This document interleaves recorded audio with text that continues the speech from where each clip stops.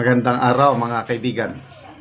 Pag-usapan natin itong post ni Mr. Glenn Mark Dizon tungkol ito sa resulta ng midterm election na sinasabi niya, klaro, VP Sara has survived.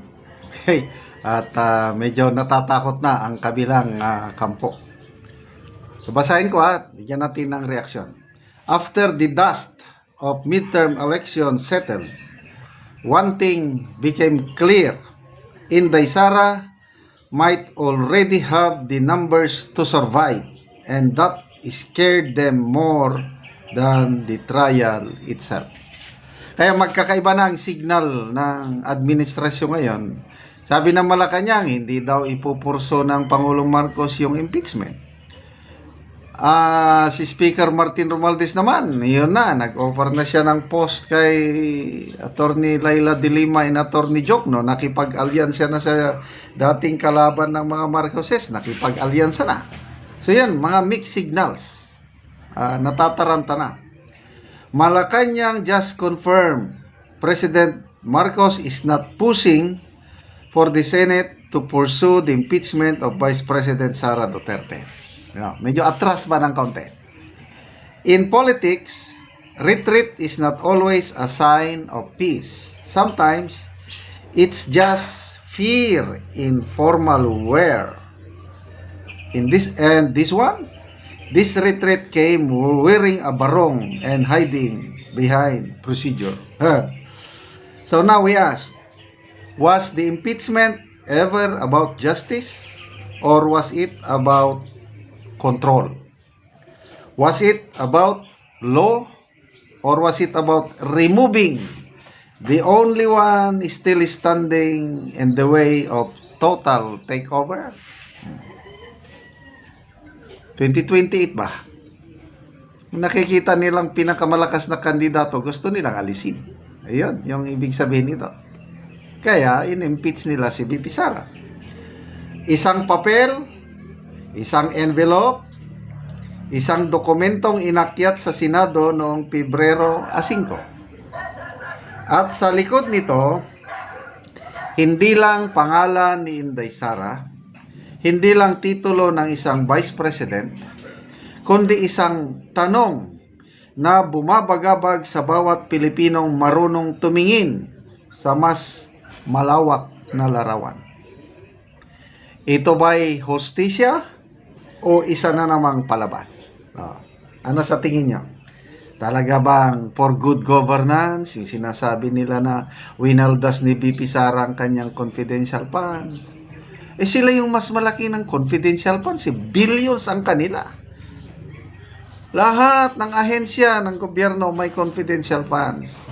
Bakit si VP Sara lang ang tinatarget? Kaya nga, hustisya ba o palabas? Share this if you believe impeachment should never be weaponized for politics, lalo na kung ang bayan ang mapapahamak sa dulo. Ang ganda ng pahayag ng Pangulo nung una, against siya sa impeachment dahil madidivide lang daw ang taong bayan at hindi makakatulong ni isang pamilyang Pilipino. Ang ganda! Kaya lang walang nangyari, hanggang salita lang. Natuloy pa rin ang impeachment. Grabe. Because here's what they don't want you to pay attention to. Senate President Francis Escudero already said it loud and clear. June 2 pa nila uumpisahan ang pagdinig sa impeachment case ni Inday Sara. But here's one thing. Congress ends on June 30. So many days lang, ilang session days lang, matatapos kaya nila? Wala. You do the math. That gives them less than 30 days to make a decision. Session days lang bilangin. Wala pang 2 weeks ata na session days nila. Pero alam natin, kahit barangay ordinance di matapos sa ganong kabilis. Impeachment pa kaya? And here's what the Constitution says. You cannot impeach the same official twice in a year. Which means, kung hindi ito matapos ngayong Kongreso, at kung babalikan ito ng bagong Senado pagkatapos ng halalan, the act of reviving it will now be treated as entirely new case. And by then, pwede nang sabihin ng Kampo ni Inday, sorry, bawal, that's a violation of the 1-year impeachment rule. Smart? Yes. But more than that, constitutional. Ganyan ka-importante ang timing. Because in politics, timing isn't just strategy. It's survival. And what makes this even more interesting? Tanungin mo ang palasyo, tanungin mo ang Pangulo mismo, and they're backing. Are they backing the impeachment? Ang sagot nila, no. Sana nga, no. Kaya lang, kung minsan, hindi na ako maniwala sa statement ng palasyo eh. Paiba-iba. Tignan nyo yung ICC. Nung una, we will not cooperate. No more jurisdiction ng ICC. Mamaya, kinidnap nilang dating Pangulo. Dinala sa Netherlands. Kaya hindi na maasahan ang statement ng Malacanang.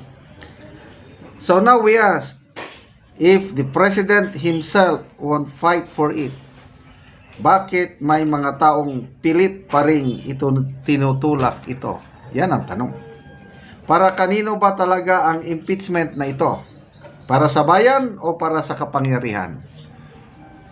Para sa pagkandidato nila sa 2028? Para maalis yung malakas na kalaban? Because let's be real. Impeachment is not just about law.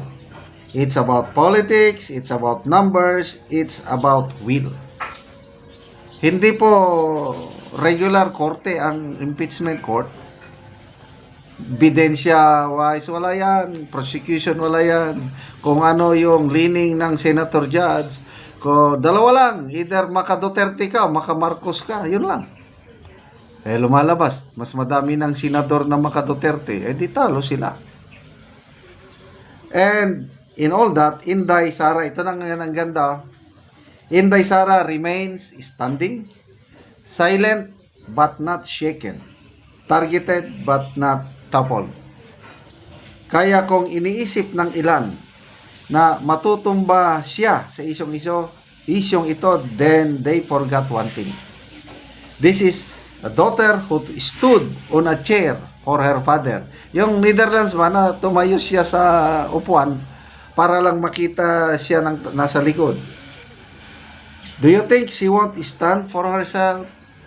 This is a woman who walked into The Hague not as a lawyer but as a daughter and walk out stronger. This is a vice president na sinubukang gibain sa loob, sa labas, sa harap at sa likod. Pero hanggang ngayon, narito pa rin. Tahimik, tiwala, matatag.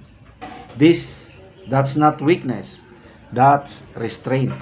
And when the time comes, when all the noise fades, when the trial fails to start, when the Senate resets, and the complaint dies a quiet death, only one truth will remain. Na sinubukang paalisin si Inday Sara, pero hindi siya natanggal. Hindi siya bumigay at lalong hindi siya nakalimot. So if you think this story ends here, think again. Because every attack she survives is one more reason for the people to believe in her. And every attempt to silence her makes her voice even louder in the hearts of Filipinos. Kaya kahit saan siya magpunta, Duterte, Duterte, pinagkakaguluhan siya. Selfie dyan, kaliwat kanan, grabe. Sobra pa sa rockstar ang ating BP Inday Sara.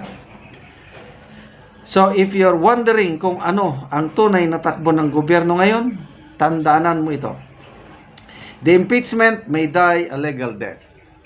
But the movement, the people, the memory, they will live on, and so will she. Yan, ang ganda ng karikatsero.